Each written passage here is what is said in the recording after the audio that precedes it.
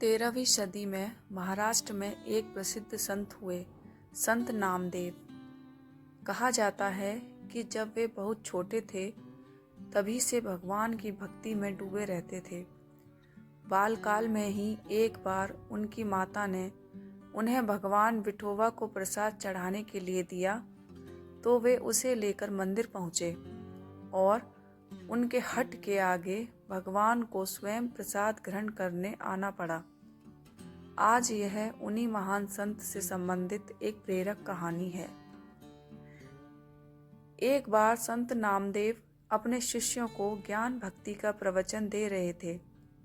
तभी श्रोताओं में बैठे किसी शिष्य ने एक प्रश्न किया, गुरुवर, हमें बताया जाता है कि ईश्वर हर जगह मौजूद है, पर यदि ऐसा है तो वो हमें कभी दिखाई क्यों नहीं देता? हम कैसे मान लें कि वो सचमुच है, और यदि वो है तो हम उसे कैसे प्राप्त कर सकते हैं? नामदेव मुस्कुराए और एक शिष्य को एक लोटा पानी और थोड़ा सा नमक लाने का आदेश दिया। शिष्य तुरंत दोनों चीजें लेकर आ गया। वहां बैठे शिष्य सोच रहे थे कि भला इन चीजों का प्रश्न से क्या संबंध। तभी संत नामदेव ने पुनः उस शिष्य से कहा, पुत्र, तुम नमक को लोटे में डालकर मिला दो।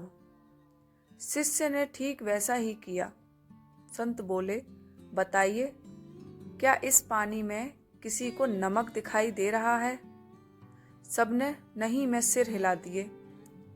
ठीक है, अब कोई जरा इसे चख कर देखे, क्या चखने पर नमक का स्वाद आ रहा है? संत ने पूछा। एक शिष्य पानी चखते हुए बोला, जी।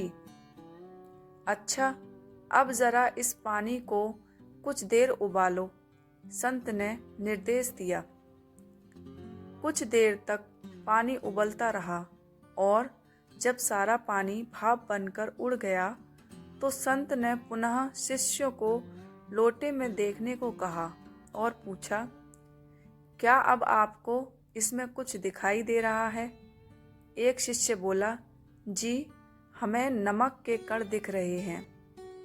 संत मुस्कुराए और समझाते हुए बोले, जिस प्रकार तुम पानी में नमक का स्वाद तो अनुभव कर पाए पर उसे देख नहीं पाए, उसी प्रकार इस जग में तुम्हें ईश्वर हर जगह दिखाई नहीं देता, पर तुम उसे अनुभव कर सकते हो।